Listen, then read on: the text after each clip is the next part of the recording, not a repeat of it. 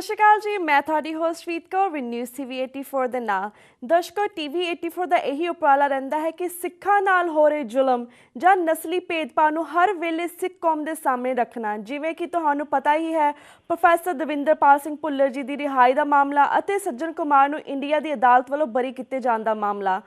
ਅੱਜ ਦੀ ਨਿਊਜ਼ ਵਿੱਚ ਵੀ ਅਸੀਂ ਸਿੱਖਾਂ ਦੀਆਂ ਅਲੱਗ-ਅਲੱਗ ਪ੍ਰੋਬਲਮਸ ਤੇ ਗੱਲਬਾਤ ਕਰਾਂਗੇ। ਇਸੇ ਸੰਬੰਧ ਵਿੱਚ ਸਾਡੇ ਨਾਲ ਅੱਜ ਜੁੜ ਚੁੱਕੇ ਨੇ Bhai Atinderpal Singh, former member of parliament ਅਤੇ president of Shiromani Akali Dal international. ਸਤਿ ਸ਼੍ਰੀ ਅਕਾਲ ਜੀ, welcome to my news show. ਵਾਹਿਗੁਰੂ ਜੀ ਕਾ ਖਾਲਸਾ, ਵਾਹਿਗੁਰੂ ਜੀ ਕੀ ਫਤਿਹ। ਵਾਹਿਗੁਰੂ ਜੀ ਕਾ ਖਾਲਸਾ, ਵਾਹਿਗੁਰੂ ਜੀ ਕੀ ਫਤਿਹ ਜੀ। ਹਾਂਜੀ ਅਤਿੰਦਰਪਾਲ ਜੀ, ਤੁਸੀਂ ਸਾਨੂੰ ਸਭ ਤੋਂ ਪਹਿਲਾਂ ਆਪਣੀ ਜਥੇਬੰਦੀ ਸ਼੍ਰੋਮਣੀ ਅਕਾਲੀ ਦਲ ਇੰਟਰਨੈਸ਼ਨਲ ਬਾਰੇ ਦੱਸੋ। ਇਹ ਕਦੋਂ ਹੋਂਦ ਵਿੱਚ ਆਈ? ਇਹ ਜਥੇਬੰਦੀ ਬਾਦਲ ਅਕਾਲੀ ਦਲ ਜਥੇਬੰਦੀ ਤੋਂ ਕਿਸ ਤਰ੍ਹਾਂ ਅਲੱਗ ਹੈ ਅਤੇ ਤੁਹਾਨੂੰ ਇਸ ਦੀ ਸਥਾਪਨਾ ਕਰਨ ਦੀ ਜ਼ਰੂਰਤ ਕਿਉਂ ਪਈ? ਹਾਂਜੀ, ਸ਼੍ਰੋਮਣੀ ਅਕਾਲੀ ਦਲ ਇੰਟਰਨੈਸ਼ਨਲ ਦਾ ਗਠਨ ਅਸੀਂ 2003 ਵਿੱਚ ਕੀਤਾ ਸੀ ਜੀ। ਜਿਸ ਦਾ ਕਿ ਅਸੀਂ ਬਾਅਦ ਵਿੱਚ 2007 ਵਿੱਚ ਨਾਮਕਰਨ ਬਦਲ ਕੇ ਸ਼੍ਰੋਮਣੀ ਅਕਾਲੀ ਦਲ ਖਾਲਿਸਤਾਨੀ ਕਰ ਦਿੱਤਾ ਹੈ ਜੀ। ਇਸ ਦਾ ਸਾਡਾ ਮੁੱਖ ਮੁੱਦਾ ਤੇ ਮੁੱਖ ਨਿਸ਼ਾਨਾ ਬੜਾ ਸਪਸ਼ਟ ਸੀ ਕਿ ਅਸੀਂ ਵੋਟ ਪੱਧਤੀ ਰਾਹੀਂ, ਬੈਲਟ ਰਾਹੀਂ ਪੰਜਾਬ ਵਿਧਾਨ ਸਭਾ ਦੇ ਜ਼ਰੀਏ ਖਾਲਿਸਤਾਨ ਦੀ ਸਥਾਪਨਾ ਸ਼ਾਂਤਮਈ ਢੰਗ ਨਾਲ ਵੋਟ ਤੰਤਰ ਵਿੱਚ ਕਰਨਾ ਚਾਹੁੰਦੇ ਹਾਂ, ਲੋਕਤੰਤਰੀ ਢੰਗ ਤਰੀਕਿਆਂ ਨਾਲ ਜੀ।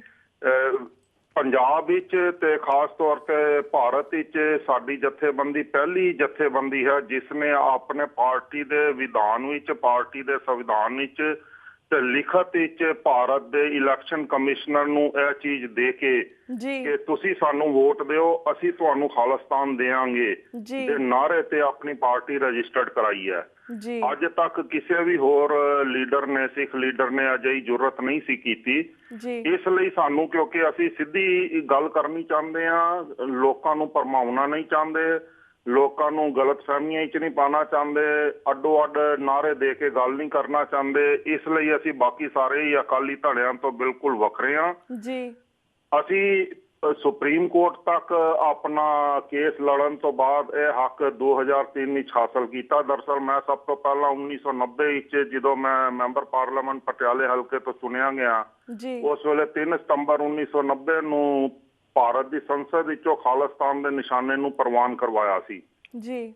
ਉਦੋਂ ਤੋਂ ਮੇਰਾ ਸੰਘਰਸ਼ ਲਗਾਤਾਰ ਡੈਮੋਕ੍ਰੈਟਿਕ ਵੇ ਵਿੱਚ ਸ਼ਾਂਤਮਈ ਢੰਗ ਨਾਲ ਚੱਲ ਰਿਹਾ ਹੈ ਤੇ ਜਿਸ ਦੀਆਂ ਮੈਂ ਹੁਣ ਤੱਕ ਲਗਭਗ ਖਾਲਿਸਤਾਨ ਨਮਿਤ ਪੰਜਾਬ ਅੰਦਰ ਤੇ ਭਾਰਤ ਅੰਦਰ 23 ਪ੍ਰਾਪਤੀਆਂ ਕਰ ਚੁੱਕਾ, ਜਿਹੜੀਆਂ ਕਿ ਡੈਮੋਕ੍ਰੈਟਿਕ ਨੇ, ਲੀਗਲ ਨੇ, ਜਿਨ੍ਹਾਂ ਨੂੰ ਭਾਰਤ ਸਰਕਾਰ ਕਦੇ ਵੀ ਨਕਾਰ ਨਹੀਂ ਸਕਦੀ ਤੇ ਇਹ ਸਾਡਾ ਮੁੱਖ ਨਿਸ਼ਾਨਾ ਔਰ ਸਾਡਾ ਵਖਰੇਵਾਂ ਬਾਕੀ ਸਾਰਿਆਂ ਤੋਂ ਅੱਡ ਹੈ। ਹੋਰ ਕਿਸੇ ਵੀ ਧੜੇ ਨੇ, ਕਿਸੇ ਵੀ ਪਾਰਟੀ ਨੇ ਅੱਜ ਤੱਕ ਖਾਲਿਸਤਾਨ ਲਈ ਭਾਰਤ ਅੰਦਰ ਵੋਟ ਨਹੀਂ ਮੰਗੀ। ਤੇ ਮੈਂ 2007 ਵਿੱਚ ਸਰਦਾਰ ਪ੍ਰਕਾਸ਼ ਸਿੰਘ ਬਾਦਲ ਦੇ ਖਿਲਾਫ ਲੰਬੀ ਹਲਕੇ ਤੋਂ ਬਕਾਇਦਾ ਨੋਮੀਨੇਸ਼ਨ ਕਰਕੇ ਪੰਜਾਬ ਵਿਧਾਨ ਸਭਾ ਲਈ, ਵਿਧਾਨ ਸਭਾ ਦੀਆਂ ਚੋਣਾਂ ਵਿੱਚ ਖਾਲਿਸਤਾਨ ਲਈ ਵੋਟ ਮੰਗ ਚੁੱਕਾ ਹਾਂ ਤੇ ਮੈਨੂੰ ਵੋਟ ਪੈ ਚੁੱਕੀ ਹੈ। ਅਸੀਂ ਪਿਛਲੀਆਂ ਚੋਣਾਂ ਵਿੱਚ 2012 ਦੀਆਂ ਚੋਣਾਂ ਵਿੱਚ ਪੂਰੇ ਪੰਜਾਬ ਵਿੱਚ 5 ਉਮੀਦਵਾਰ ਖੜੇ ਕੀਤੇ ਸਨ ਜਿਨ੍ਹਾਂ ਨੇ ਨਿਰੋਲ ਖਾਲਿਸਤਾਨ ਲਈ ਹੀ ਵੋਟ ਮੰਗੀ ਸੀ ਤੇ ਉਹਨਾਂ ਨੂੰ ਇੱਕ ਭਾਰੀ ਗਿਣਤੀ ਵਿੱਚ ਲੋਕਾਂ ਨੇ ਵੋਟਾਂ ਪਾਈਆਂ। ਜੇ ਵੋਟਾਂ ਦੀ ਗਿਣਤੀ ਦੇ ਹਿਸਾਬ ਨਾਲ ਅਸੀਂ ਗੱਲ ਕਰੀਏ ਤਾਂ ਅਸੀਂ ਪੰਜਾਬ ਵਿੱਚ ਤੀਜੀ ਧਿਰ ਹਾਂ। ਸਾਨੂੰ ਬਾਕੀ ਜਿੰਨੀਆਂ ਵੀ ਧਿਰਾਂ ਨੇ ਅਕਾਲੀ ਦਲ ਦੀਆਂ ਵੋਟ ਪਰਸੈਂਟੇਜ ਦੇ ਹਿਸਾਬ ਨਾਲ ਸਾਨੂੰ ਉਹਨਾਂ ਤੋਂ ਵੱਧ ਵੋਟ ਮਿਲਦੀ ਹੈ ਤੇ ਪੰਜਾਬ ਵਿੱਚ ਅਸੀਂ ਤੀਸਰੇ ਨੰਬਰ ਤੇ ਆਉਂਦੇ ਹਾਂ। ਸਾਡੇ ਇਸ ਵੇਲੇ ਪੰਚਾਇਤ ਮੈਂਬਰ ਵੀ ਖਾਲਿਸਤਾਨ ਦੇ ਨਾਂ ਤੇ ਨੇ, ਸਾਡੇ ਕੋਲ ਜ਼ਿਲ੍ਹਾ ਪਰਿਸ਼ਦ ਮੈਂਬਰ ਵੀ ਖਾਲਿਸਤਾਨ ਦੇ ਨਾਮ ਤੇ ਨੇ। ਪੰਜਾਬ ਵਿੱਚ 1.5 ਦਰਜਨ ਸੁਸਾਇਟੀਆਂ ਨੇ ਜਿਹੜੀਆਂ ਕਿ ਸੁਸਾਇਟੀਆਂ ਦੇ ਚੇਅਰਮੈਨ ਨਿਰੋਲ ਖਾਲਿਸਤਾਨ ਦੇ ਨਾਮ ਤੇ ਜਿੱਤੇ ਨੇ ਤੇ ਬਣੇ ਹੋਏ ਨੇ ਜੀ। ਇਹ ਸਾਡੀਆਂ ਪ੍ਰਾਪਤੀਆਂ ਪੰਜਾਬ ਵਿੱਚ ਡੈਮੋਕ੍ਰੈਟਿਕ ਵੇ ਵਿੱਚ ਨੇ ਜੀ। ਬਿਲਕੁਲ। ਤੇ ਵੀਰ ਜੀ, ਤੁਸੀਂ ਅਤਿੰਦਰਪਾਲ ਵੀਰ ਜੀ, ਤੁਸੀਂ ਸੰਸਦ ਦੇ ਮੈਂਬਰ ਵੀ ਰਹਿ ਚੁੱਕੇ ਹੋ, ਇਸ ਦੇ ਬਾਰੇ ਸਾਡੇ ਦਰਸ਼ਕਾਂ ਨੂੰ ਆਪਣਾ ਐਕਸਪੀਰੀਅੰਸ ਦੱਸੋ। ਮੈਂ ਉਸ ਵੇਲੇ ਤਿਹਾੜ ਜੇਲ੍ਹ ਹੀ ਸੀ ਜਿਸ ਵੇਲੇ ਮੈਂ ਨੋਮੀਨੇਸ਼ਨ ਭਰਿਆ 1999 ਵਿੱਚ। 1988 ਦੀਆਂ ਵਿੱਚ ਮੇਰੀ ਨੋਮੀਨੇਸ਼ਨ ਲਈ ਕਾਰਵਾਈ ਸ਼ੁਰੂ ਹੋਈ ਸੀ ਤਾਂ 1999 ਦੀਆਂ ਇਲੈਕਸ਼ਨਾਂ ਵਿੱਚ ਮੈਂ ਖੜਾ ਹੋਇਆ ਸੀ ਜੀ ਤੇ ਮੈਂ ਤਿਹਾੜ ਦੀ ਆਈਸੋਲੇਟ ਇਕਾਂਤਵਾਸੀ ਜੇਲ੍ਹ ਫਾਂਸੀ ਚੱਕੀਆਂ ਦੇ ਫਾਂਸੀ ਅਹਾਤੇ ਵਿੱਚ ਇਕੱਲਾ ਕੈਦ ਕੀਤਾ ਹੋਇਆ ਸੀ ਜੀ ਜਿਸ ਵੇਲੇ ਮੈਂ ਇਲੈਕਟਡ ਹੋਇਆ ਤੇ ਇਲੈਕਸ਼ਨ ਤੋਂ ਬਾਅਦ ਵੀ ਕਿਉਂਕਿ ਮੇਰੇ ਨਾਲ ਹੀ ਜਿਹੜੇ ਹੋਰ ਇਲੈਕਟਡ ਉਸ ਵੇਲੇ ਮੈਂਬਰ ਪਾਰਲੀਮੈਂਟ ਹੋਏ ਨੇ ਉਹ ਸਾਰੇ ਸਰਦਾਰ ਸਿਮਰਨਜੀਤ ਸਿੰਘ ਮਾਨ ਦੇ ਧੜੇ ਦੇ ਸੀ ਤੇ ਇਕੱਲਾ ਮੈਂ ਐਸਾ ਮੈਂਬਰ ਪਾਰਲੀਮੈਂਟ ਸੀ ਜਿਹੜਾ ਕਿ ਇੰਡੀਪੈਂਡੈਂਟ ਤੌਰ ਤੇ ਖਾਲਿਸਤਾਨ ਲਈ ਵੋਟ ਮੰਗ ਕੇ ਖੜਾ ਹੋਇਆ ਸੀ ਤੇ ਮੇਰੇ ਖਿਲਾਫ ਵੀ ਮਾਨ ਸਾਹਿਬ ਦੇ ਧੜੇ ਦੇ ਸਰਦਾਰ ਵਾਲੀਆ ਜੀ ਖੜੇ ਸਨ। ਇਹਨਾਂ ਸਾਰਿਆਂ ਦੀਆਂ ਹੀ ਜ਼ਮਾਨਤਾਂ ਕਾਂਗਰਸ ਦਾ ਵਿਨੋਦ ਸ਼ਰਮਾ ਸੀ, ਅਕਾਲੀ ਦਲ ਵੱਲੋਂ ਰਾਮੂ ਵਾਲੀਆ ਜੀ ਸੀ ਤੇ ਇਹਨਾਂ ਸਾਰਿਆਂ ਦੀਆਂ ਹੀ ਜ਼ਮਾਨਤਾਂ ਉਸ ਵੇਲੇ ਜ਼ਬਤ ਹੋਈਆਂ ਸਨ। ਜੀ ਭਾਰਤ ਸਰਕਾਰ ਨੇ ਬਾਕੀ ਸਾਰਿਆਂ ਨੂੰ ਤਾਂ ਰਿਹਾ ਕਰ ਦਿੱਤਾ ਸੀ ਪਰ ਮੈਨੂੰ ਰਿਹਾਈ ਨਹੀਂ ਸੀ ਦਿੱਤੀ ਗਈ ਤੇ ਮੈਂ ਬਤੌਰ ਮੈਂਬਰ ਪਾਰਲੀਮੈਂਟ ਵੀ ਭਾਰਤ ਦੇ ਅੰਦਰ ਭਾਰਤੀ ਸੰਸਦ ਦਾ ਮੈਂਬਰ ਹੋਣ ਦੇ ਨਾਤੇ ਵੀ ਉਸੇ ਤਿਹਾੜ ਦੇ ਜੇਲ੍ਹ ਦੇ ਇਕਾਂਤਵਾਸੀ ਸੈੱਲ ਵਿੱਚ ਫਾਂਸੀ ਚੱਕੀਆਂ ਵਿੱਚ ਲਗਾਤਾਰ 9.25 ਮਹੀਨੇ ਕੈਦ ਰਿਹਾ ਹਾਂ ਤੇ ਅਲਫ ਨੰਗਾ ਮੈਨੂੰ ਰੱਖਿਆ ਗਿਆ ਸੀ ਤੇ ਅੰਦਰ ਬਹੁਤ ਤਸੀਹੇ ਦਿੱਤੇ ਗਏ ਤੇ ਮੇਰੇ ਸੈੱਲ ਦੇ ਅੰਦਰ 3 ਵਾਰੀ ਰਜਿਸਟਰਾਰ ਹਾਈ ਕੋਰਟ ਦਿੱਲੀ ਤੇ ਰਜਿਸਟਰਾਰ ਸੁਪਰੀਮ ਕੋਰਟ ਨੇ ਛਾਪੇ ਵੀ ਮਾਰੇ ਤੇ ਉਹਨਾਂ ਨੇ ਇਹਨਾਂ ਚੀਜ਼ਾਂ ਨੂੰ ਪ੍ਰੂਵ ਵੀ ਕੀਤਾ ਜੀ ਅਨਨੈਚੁਰਲ ਡੈਥ ਮੇਰੀ ਕਰਾਉਣ ਵਾਸਤੇ ਇਹਨਾਂ ਨੇ 3 ਵਾਰੀ ਮੇਰੇ ਤੇ ਫਨੀਅਰ ਸੱਪ ਵੀ ਸੁੱਟੇ ਸੈੱਲ ਦੇ ਅੰਦਰ ਪਰ ਉਹ ਪਰਮਾਤਮਾ ਦੀ ਕਿਰਪਾ ਸੀ ਜਿਸ ਨੂੰ ਅਕਾਲ ਪੁਰਖ ਰੱਖਦਾ ਜਿਸ ਤੋਂ ਜੋ ਕੰਮ ਕਰਾਉਣਾ ਹੁੰਦਾ ਸੱਚਾ ਪਾਤਸ਼ਾਹ ਆਪ ਸ਼ਕਤੀ ਦੇ ਕੇ ਕਰਾ ਦਿੰਦਾ। ਮੇਰਾ ਇੱਕੋ ਇੱਕ ਨਿਸ਼ਾਨਾ ਸੀ ਕਿ ਮੈਂ ਚੁਣਿਆ ਗਿਆ ਹਾਂ ਤੇ ਪਾਰਲੀਮੈਂਟ ਜਾ ਕੇ ਮੈਂ ਸਿੱਖ ਕੌਮ ਦਾ ਖਾਲਿਸਤਾਨ ਦੇ ਨਿਸ਼ਾਨੇ ਤੇ ਪਾਰਲੀਮੈਂਟ ਨੂੰ ਸਹਿਮਤ ਕਰਨਾ ਹੈ। ਇਸ ਤੋਂ ਭਾਰਤ ਸਰਕਾਰ ਮੈਨੂੰ ਰੋਕਣਾ ਚਾਹੁੰਦੀ ਸੀ ਕਿਉਂਕਿ ਉਹਨਾਂ ਨੇ ਮੈਨੂੰ ਬੜੇ ਪ੍ਰਲੋਭਨ ਦਿੱਤੇ ਈਵਨ ਇੱਥੋਂ ਤੱਕ ਕਿ ਅਗਰ ਤੁਸੀਂ ਸਾਬਕਾ IB ਦੇ ਡਾਇਰੈਕਟਰ ਮਿਸਟਰ ਧਰ ਦੀ ਕਿਤਾਬ ਓਪਨ ਸੀਕ੍ਰੇਟ ਵੀ ਪੜ੍ਹੋ ਤੇ ਉਹਨੇ ਉਸ ਵਿੱਚ ਮੰਨ ਵੀ ਲਿਆ, ਦੁਸ਼ਮਣ ਨੇ ਖੁਦ ਮੰਨਿਆ ਕਿ ਅਤਿੰਦਰਪਾਲ ਸਿੰਘ ਨੂੰ ਅਸੀਂ 2 ਕਰੋੜ ਰੁਪਈਆ ਤੇ 2 ਕੋਠੀਆਂ ਦੇ ਕੇ ਖਰੀਦਣਾ ਵੀ ਚਾਹਿਆ ਪਰ ਇਸਨੇ ਨਾ ਕਰ ਦਿੱਤੀ ਅਤੇ ਬੜੇ ਬੁਰੀ ਤਰ੍ਹਾਂ ਸਾਡੀ ਆਫਰ ਨੂੰ ਠੁਕਰਾ ਦਿੱਤਾ।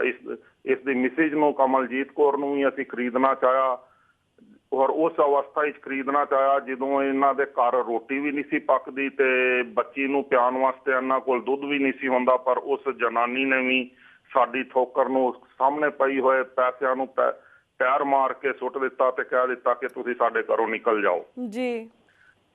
ਅਸੀਂ ਅਜਿਹੇ ਘੋਲ ਵਿੱਚੋਂ ਆਪਣੀ ਕੌਮ ਦੇ ਸੁਤੰਤਰਤਾ ਸੰਗਰਾਮ ਦੇ ਸੰਗਰਾਮੀ ਆ ਜਿਨ੍ਹਾਂ ਨੇ ਭਿੰਡਰਾਂ ਵਾਲਿਆਂ ਨਾਲ ਜੂਨ 84 ਤੇ ਸ੍ਰੀ ਅਕਾਲ ਤਖਤ ਸਾਹਿਬ ਤੇ ਸਾਂਝੇ ਤੌਰ ਤੇ ਮੋਢੇ ਨਾਲ ਮੋਢਾ ਲਾ ਕੇ ਜੰਗ ਲੜੀ ਹੈ।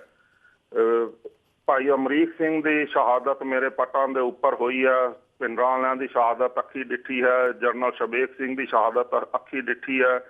ਉਦੋਂ ਤੋਂ ਹੀ ਜਦ ਜਥੇਦਾਰ ਸਾਹਿਬ ਨੇ ਭਿੰਡਰਾਂ ਵਾਲਿਆਂ ਨੇ ਸਾਨੂੰ ਕਹਿ ਦਿੱਤਾ ਕਿ ਹੁਣ ਅਗਲੇ ਸੰਘਰਸ਼ ਦੀ ਕਾਰਵਾਈ ਤੁਸੀਂ ਚਲਾਉਣੀ ਹੈ ਔਰ ਇਸ ਦਾ ਸੰਦੇਸ਼ ਉਹਨਾਂ ਨੇ ਲਖਬੀਰ ਸਿੰਘ ਰੋਡੇ, ਭਾਈ ਜਸਵੀਰ ਸਿੰਘ ਰੋਡੇ ਹੋਰ ਦਮਦਮੀ ਟਕਸਾਲ ਦੇ ਸਾਰੇ ਮੁਖੀਆਂ ਨੂੰ ਉਸ ਵੇਲੇ ਕਹਿ ਦਿੱਤਾ ਸੀ ਪਰ ਉਸ ਨੂੰ ਜਿਸ ਢੰਗ ਨਾਲ ਭਾਰਤ ਸਰਕਾਰ ਨੇ ਤਾਰਪੀਡੋ ਕੀਤਾ, ਜਿਸ ਢੰਗ ਨਾਲ ਸਾਰਾ ਕੁਝ ਲਬੇੜਿਆ ਗਿਆ ਉਹ ਭਾਰਤ ਸਰਕਾਰ ਘਬਰਾਉਂਦੀ ਸੀ ਤੇ ਜਿਸ ਵੇਲੇ ਮੇਰੇ ਤੇ ਕੇਸ ਪਾਏ ਗਏ ਨੇ ਤਾਂ ਪੂਰੇ ਭਾਰਤ ਵਿੱਚ ਜਿਵੇਂ ਬਲੂ ਸਟਾਰ ਕਰਨ ਵੇਲੇ ਜਿਹਨੂੰ ਮੈਂ ਤਾਂ ਤੀਜਾ ਘੱਲੂਕਾਰਾ ਦਾ ਨਾਮ ਦਿੱਤਾ ਹੋਇਆ ਹੈ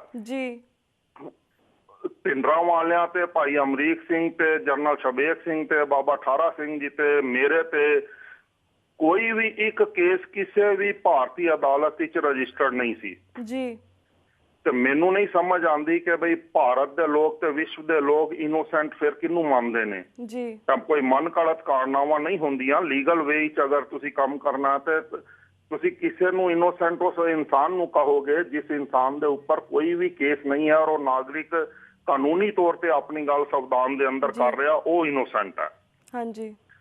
ਅਸੀਂ ਇਨੋਸੈਂਟ ਸੀ, ਸਾਡੇ ਤੇ ਇਹਨਾਂ ਨੇ ਹਮਲਾ ਕੀਤਾ, ਅਸੀਂ ਉਸ ਦਾ ਮੁਕਾਬਲਾ ਕੀਤਾ। ਮੁਕਾਬਲਾ ਕਰਨ ਤੋਂ ਬਾਅਦ ਮੇਰੇ ਤੇ ਜਿੰਦਾ ਜਾਂ ਮੁਰਦਾ 55 ਲੱਖ ਰੁਪਏ ਦਾ ਭਾਰਤ ਸਰਕਾਰ ਨੇ ਇਨਾਮ ਘੋਸ਼ਿਤ ਕੀਤਾ।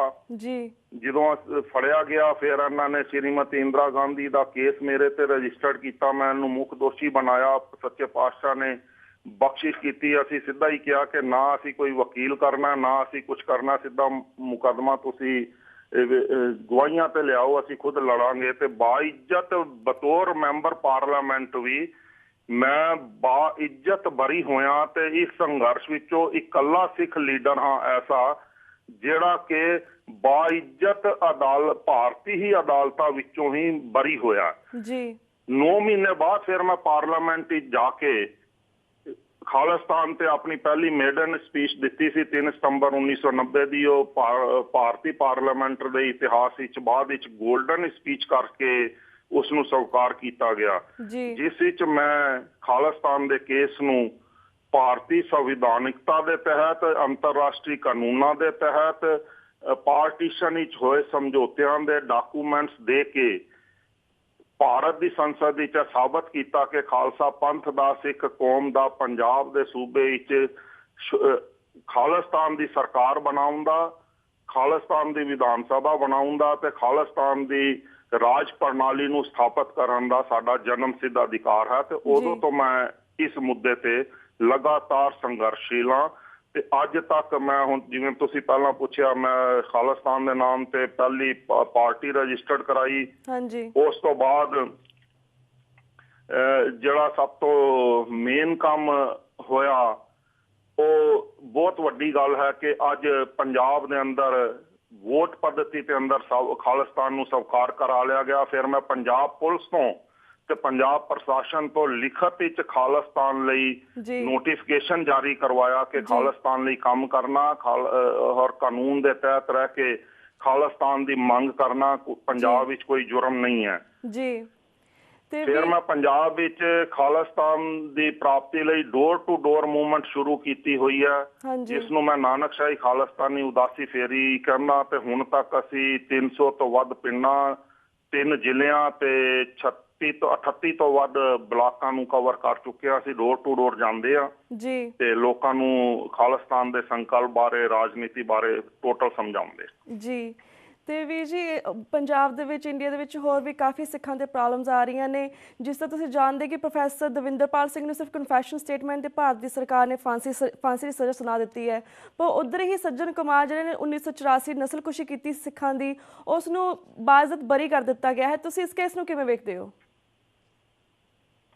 ਭੈਣ ਜੀ, ਬੜੀ ਸਪਸ਼ਟ ਜਿਹੀ ਗੱਲ ਹੈ ਕਿ ਸਿੱਖਾਂ ਨੂੰ ਹਮੇਸ਼ਾ ਇੱਕ ਗੱਲ ਆਪਣੇ ਧਿਆਨ ਵਿੱਚ ਰੱਖਣੀ ਚਾਹੀਦੀ ਹੈ ਕਿ ਭਾਰਤ ਅੰਦਰ ਉਹਨਾਂ ਵਾਸਤੇ ਇਨਸਾਫ ਨਹੀਂ ਹੈ।